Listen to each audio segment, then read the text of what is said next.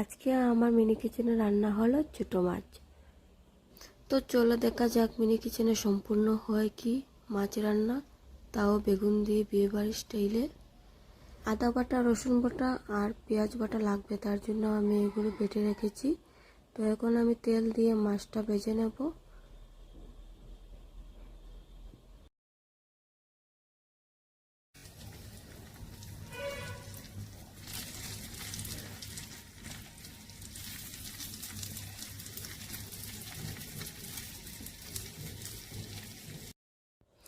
তাহলে মাছটা তো ভাজা হয়ে গেল।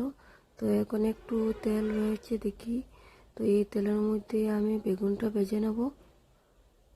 এই তেলের মধ্যে তেল তো মাছ ভাজার পর তেল রয়ে গিয়েছে, তা এখন আমি বেগুনগুলো এই তেলের মধ্যে ভেজে নেব। তো বেগুন ভাজার মধ্যে একটু লবণ একটু হলুদ দিয়ে বেগুনগুলো ভাজবো। তো বেগুনগুলো ভাজার পর বেগুনগুলোও আমি উঠিয়ে নেব।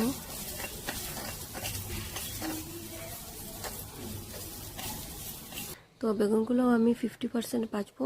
50% আমার ভাজা হয়ে গিয়েছে। তো এখন বেগুনগুলো আমি উঠিয়ে নেব। তো এখন আমার কড়াইতে তেল নেই, তেল দিয়ে আমি কালো জিরা ফোড়ন দেব, দিয়ে যে বেটে মশলা রেখেছিলাম মশলাটা দিয়ে দিলাম।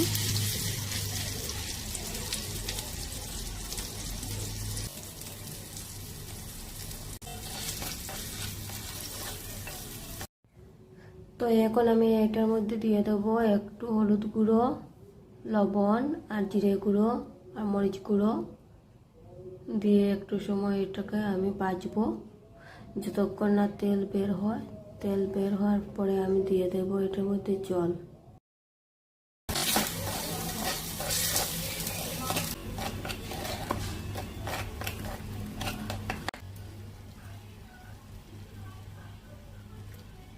তো জল দিয়ে দিলাম, তারপরে এখন দিয়ে দেবো মাছগুলো আর বেগুনগুলো, ভেজে রাখা বেগুনগুলো।